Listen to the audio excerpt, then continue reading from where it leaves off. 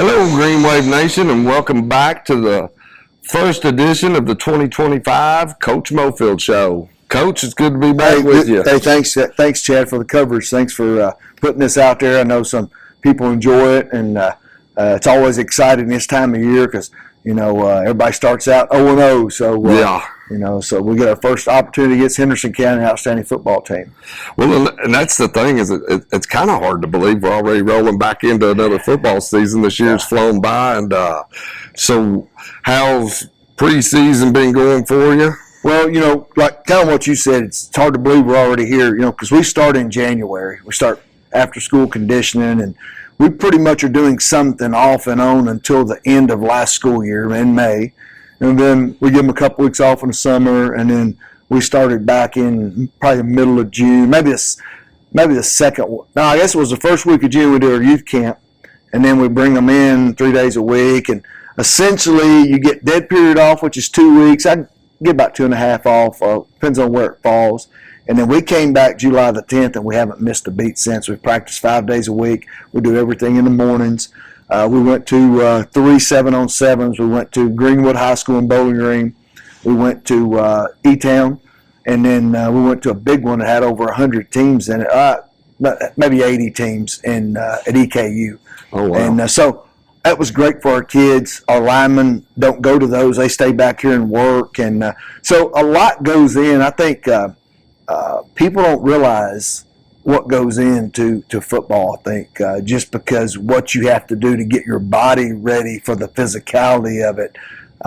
It's unique because no other sports have that type of collision. So you have to condition, you have to get bigger, faster, and stronger. It's kind of cliche-ish, but it's the truth. And so our kids have been working a long time, and it's a short season. We're guaranteed 11 games. That's all regular season. I'll do 10 regular season and a playoff game. And it goes by fast. And that's the reason, we every year, and for all the years I've been coaching, and when I coached with Larry French, you encourage the kids to make the most of it because it goes by fast. And you know that yourself, being a former player, it goes by fast, and you'll never get this opportunity back again. And so hopefully our kids will relish that, take advantage of it, and along the way enjoy it too. It's not, everybody wants to win, but enjoy the ride along the way too. Yeah, because boy, it does go fast. Yeah. 1 minute you're a freshman, Right. think you're never going to get your shot, and the next time you're out there on your last game as a senior. Right. But, talking about that, kind of talk about, what every year you got to go through this. You have to say goodbye to your senior class, and then you got an incoming new senior class, and you got to fill spots, and kind of talk about that. Losing last year's senior group, they weren't high in numbers, but they were high in character and discipline, dedication, and good players and great kids. And we're going to miss them. I think they we didn't end up the way we wanted to. We ended up 5-6, but man, I tell you what, I felt like every time we laid it on the line, and against our gauntlet of a schedule, I thought they represented our program well.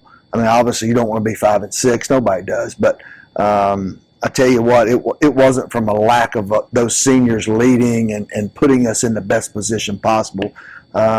We were, I guess you could say, 4 points away from being 7-0 potentially at one point. We lost 2 games by an extra point, or 2-point conversion.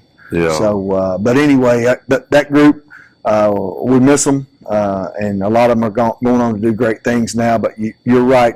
The group, last year's juniors are seniors now, and we're challenging them on a daily basis to lead. It's a great group of kids. I mean, they're outstanding young men. They seem to like each other. They get along. They spend a lot of time off the field with each other. I think the thing is, there's got to be some leaders developing there because there's got to be some accountability. They stick up for each other and protect each other so much. Sometimes, the time somebody's got to step up and say, hey, we can't have foolish penalties anymore. We got to come to practice on time. We got to, and the best form of leadership is example. People talk about what do people do for leadership? Well, the number one thing you can do is lead by example. That's where it all starts. You can't be a leader unless your example's great first. So we're challenging those kids to do that. They're great kids, and they have some ability too. That's what's and kind of going into, we have about 7 or 8 back on offense.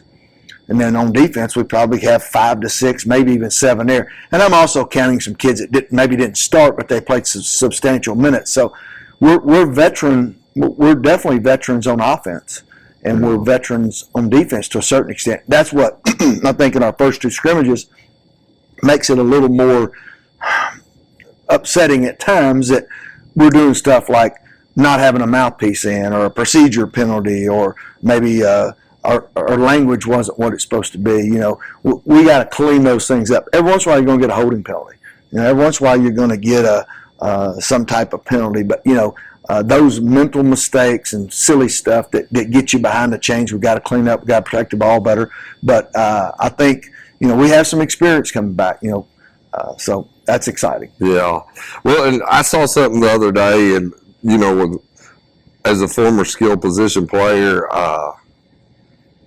anybody that's played a skill position, it doesn't matter how good you are.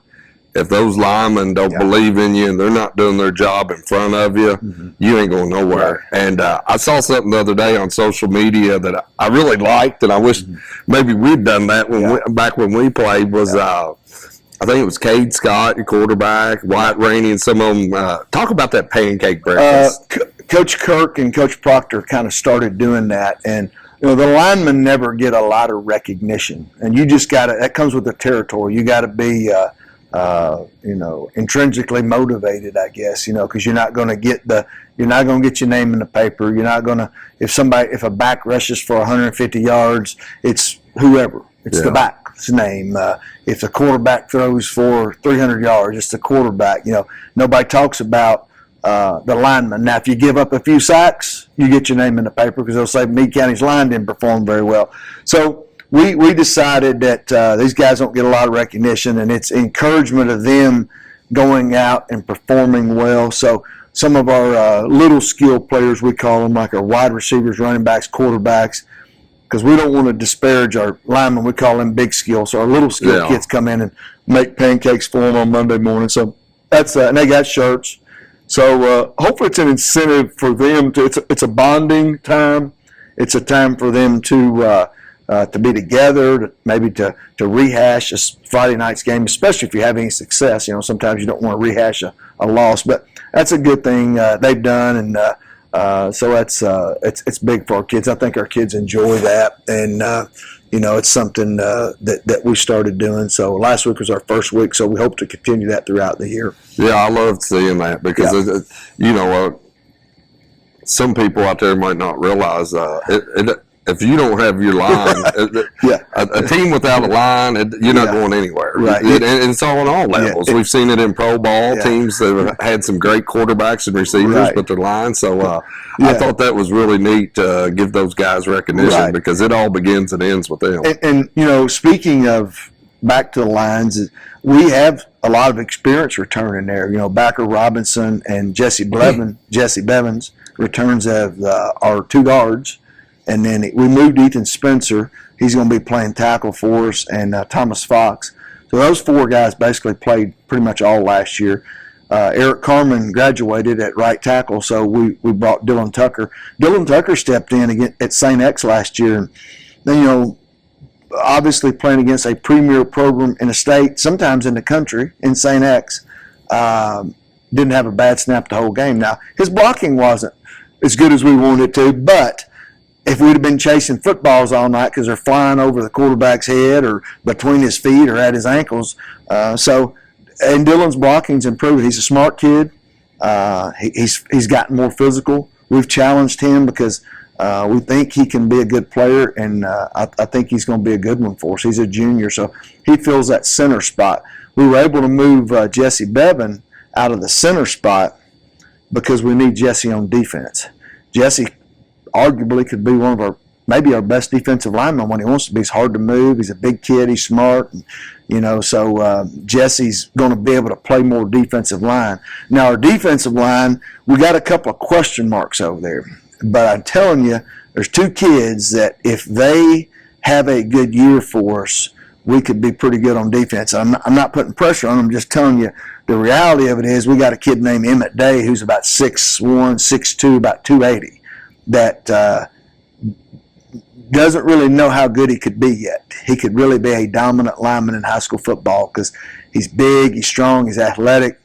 It's just getting him. It's a first. He played last year, but this is the first year he's going to get substantial minutes.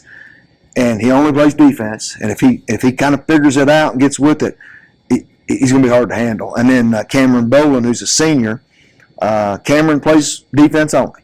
We're asking those guys to play 50% of the game essentially, and go out there and give everything you got. And we're not asking for a snap on offense. Hopefully we'll never have to use them on offense. They would be capable if we need them, but we don't want them. We want to. Where you get in trouble, Chad, is when you got offensive linemen flipping over to play defense, or vice versa. Defense, you can't do that in 6A football. You can't do it at any level, really. We've had to do it in the past. I mean, obviously, you'll get a spectator who'll say, "Coach, how come you play the?" And obviously, we're trying to put our best 11 out there. We're not trying to lose a game. Yeah. So this year we're blessed. Now, with that being said, we don't have a lot of depth. Now, we do have some backups and a rotation. I think we're a little bit better off on the offensive line right now than I anticipated because I think we have 4 kids that can play guard. I know we have at least 3, maybe 4 that can play tackle.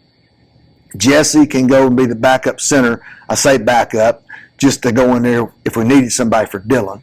But those 2 areas, you're right, are huge. I mean, not only are they undervalued with the spectator watching the game, it's undervalued in when it comes time to who's going to win or lose the game. Yeah. Because if you don't do a good job up there, if you can't run the ball, stop the run, you're probably not going to win. If you can't get some pass protection, and pass protection is something that's vital in our, what we do now. We throw the ball quite a bit, and we're able to. I mean, obviously, if you got a quarterback at 6'5", 6'6", 200 pounds, and can sling it, you're going to throw it. And Cade can. He's a top-notch quarterback. Well, the one thing in football that is always a variable that you never know how it's going to play out is injury. Yeah. You hope for the best, and then you're just at the mercy of right the powers that be. Right. Some years you make it through and it's unscathed, and some years it's just terrible. Yeah. And last year was a season that we had some big injuries at some big spots, and had to do some rearranging, and they all stepped in and did their part. But losing Cade was huge. It was kind of a domino effect. Exactly right. You're 100% right. And here's why. We took maybe our best receiver, I know our fastest receiver, Bennett Hobbs, put him at quarterback. So now your ability to stretch the defense is gone. Our other kids were capable, but I'm just being reality. A guy that runs a 4.5 as opposed to a guy that runs a 4.7 or 4.8, it's different. Yeah. Nothing, not to disparage those kids. Those other kids are great. But Bennett could take the top off the defense. Kate could throw it to him. You get a touchdown. Didn't have the ability. So now that, and Bennett was capable of playing quarterback too. It was one of those deals where I got to say this, last year I said it. Bennett was a team guy. He did what's best for the team. He's a great teammate. So, but you're right, domino effect. Another thing going back to injuries, I've told several, you do these preseason interviews and stuff, and I tell people this all the time, and this is 100% true. Our job, our biggest job as a coaching staff is probably not coaching what we think of the number ones right now, is coaching the number 2s, 3s. Because it's inevitable. They're going to be on the field. When they get out there on the field, or they're going to be a deer in headlights because we didn't prepare them, or they're going to be ready. Now, obviously, their first action, they may be a little, but they're going to get used. They're going to get over the deer in the headlights. Look, most of them will. But it's our job. What are we going to do? We're going to put them in practice, put them in the scrimmage, get them ready for that game. So hopefully we've done a good job at that because, like you said, unfortunately, in a contact sport, stuff happens. Yeah. And then sometimes sickness happens. When we're in a school setting, viruses go around or stuff, and somebody may be out because they got the flu or they got COVID or something, and then you've got to adjust on that. So, but anyway, it's we got to do a good job getting those 2s and 3s and 4s ready. Yeah. Well, and And now it's, you've had 2 scrimmages. You hopefully got the bugs. You were talking about some of the penalties and stuff, and that's a good thing about a scrimmage is you can start working that out.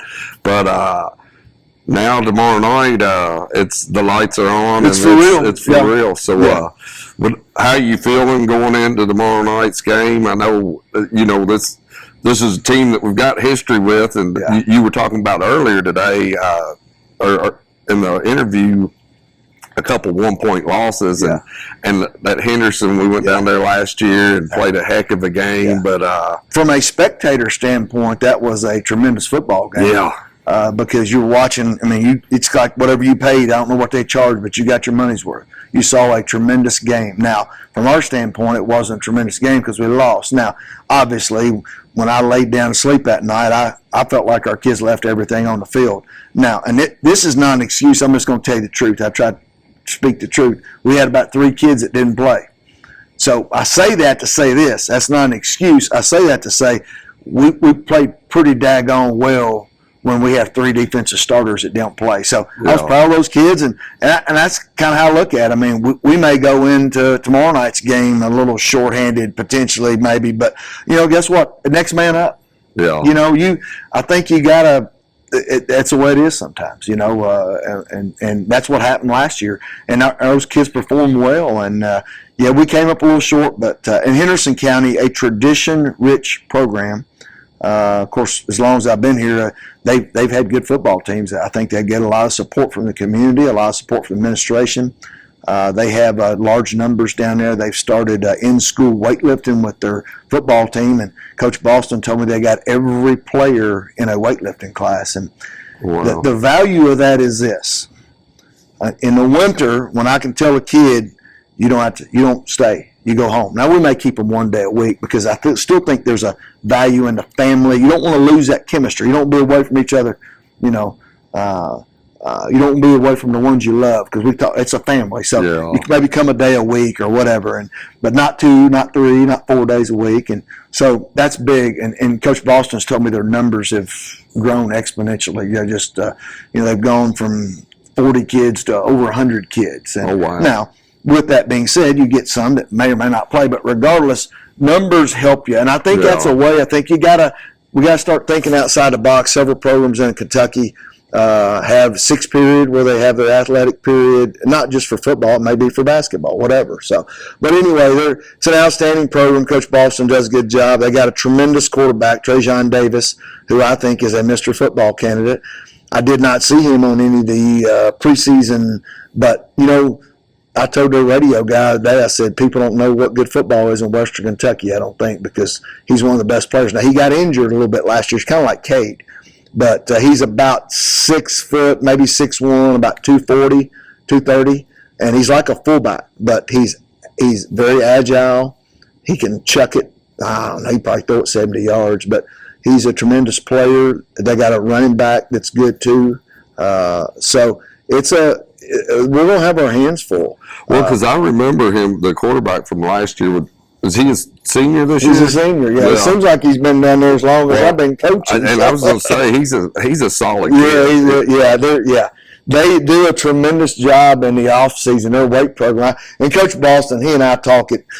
We talk at clinics or state finals, and he does a tremendous job down there. I mean, he's it's a good spot. As far as he's a young coach, and he's down there. He's got 2,000 kids to choose from. It's one of the largest schools in the state of Kentucky. And now they've done something that where kids say, "Hey, I can go work every day at 3:15. I can go see my girlfriend, or I can do whatever. I don't have to stay for 2.5 hours or 2 hours to lift weights. So I think, and I think he runs the weight program down there. So they've done a lot of stuff. But anyway, it's a tremendous program. We'll have our hands full. We got to play well. Chad, we got the turnovers. Friday night, a couple of turnovers were disastrous. I mean, and nothing against Hart County. Coach does a good job down there, Coach Griffin. But we left 21, 28 points on the field the other night. Really? We got to, we catch a ball and we run. We fumble it on the 12 or 15-yard line. We throw an interception in the end zone. We don't have our mouthpiece in. They called us one time for our tackle pointing out a blitz. That was kind of ticky-tack. But Anyway, those are things you got to clean up. We had a young man use profanity. I told the kids, I said, I can't keep you from cussing. I mean, you're going to, a lot of them cuss outside. And I said, but when you're on the football field, you got to control your language. It's a discipline thing. Yeah. And it's just what it's got to be. And officials that's what the KHSW say. We're going to clean the game up. We're going to clean it up from illegal hits or stuff, and we're going to clean the language up. We're going to do things. High school rules are different in college and professional. You got to have your knee pads down below your knees. Well, these kids, I guess the good thing is they're watching college football and pro football. Sometimes you wonder if they ever watch anything, but they want to jack their knee pads. That's a penalty in high school football. They're going to send you off the field. But imagine you being the pivotal play of the game, and your quarterback or your running back or your center gets booted off the field because they don't have their knee pads down over their, So it is frustrating because the manufacturers want to make the pants where they look like shorts instead of. So it's a catch-22 because, that's one thing I think that the National Federation of High School Football needs to get with the manufacturers and say, look, something's got to give here because we're hounding and pounding these kids, about their knees being covered, but yet the uniforms, if you got a kid that's 6'4", it's a little bit harder for Cade to pull this. That's just the reality, So, but anyway, we got to clean stuff up on the field, and if we do that, we got a chance to. But Henderson County, it'll be a dogfight, What kind of offense you expecting them to run? They're spread. They run counter. They run about 4 or 5 plays. But when you watch the game, the average football fan are going to think they run 100 plays because they give you probably 100 looks. I don't know. I mean, their formations, I'm guessing 30, 40 formations. They give you those looks, and they run counter and inside and outside zone out of that, but it's the same play. It's just a different look. Their quarterback runs a lot. He runs Q counter a lot, so we'll have to stop him or run back, and they can throw it too, And then defensively, it's pressure, pressure, pressure.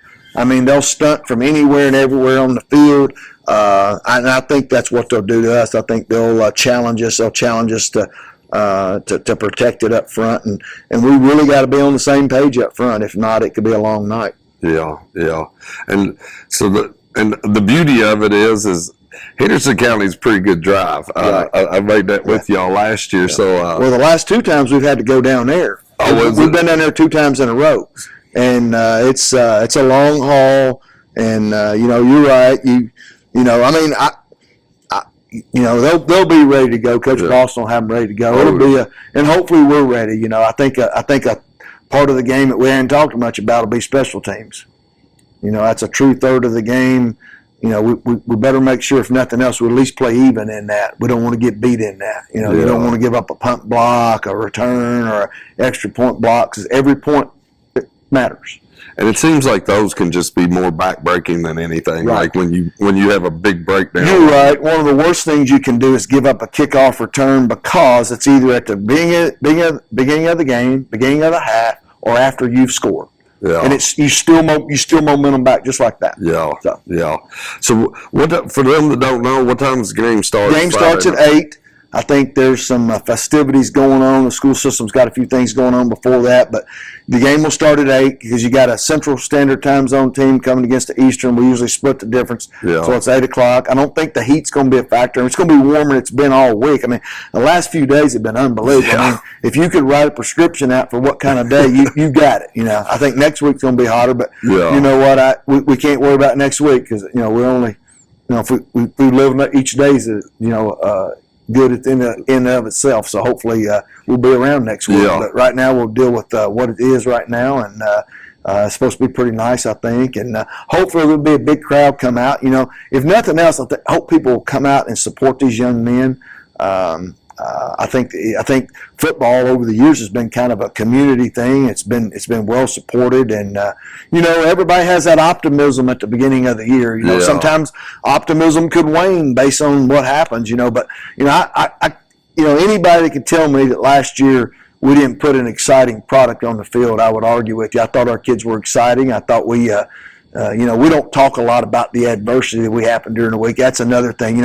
Nobody really knows what we go through Monday through Thursday, and I don't talk about that on here because that's kind of our business. That's in our house. That's in our family. Yeah. But there's a lot of things that go on that people don't know. Getting to Friday night, it's like tomorrow night's the sanctuary. Yeah. Because I don't have to worry about anybody missing practice. I don't have to worry about, somebody losing their jersey. I don't have to worry about taking somebody home during that 3-hour window. I don't have to worry about it's football. We're here. Let's play. Getting to that point is pretty fun because it's all the other things that happen, and sometimes you don't know they're going to happen. It just kind of. But it's part of it. I wouldn't trade it, and our coaches wouldn't trade it. We love doing it because it's just it's opportunity to see these young guys come. To see something through, and it's tough. I'm just going to tell you, Chad. It's hard anymore. Football is a harder sell than it's ever been. We got. I don't know how many extracurriculars we have at the high school. We got a ton. Yeah. But, and I'm just going to be honest with it's a little easier to do something this is hard. Showing up, we practice at 6 o'clock on Thursday mornings, but we do that so that we give them their afternoons off. And I think the kids have relished in it. They like coming in, they get it done, boom.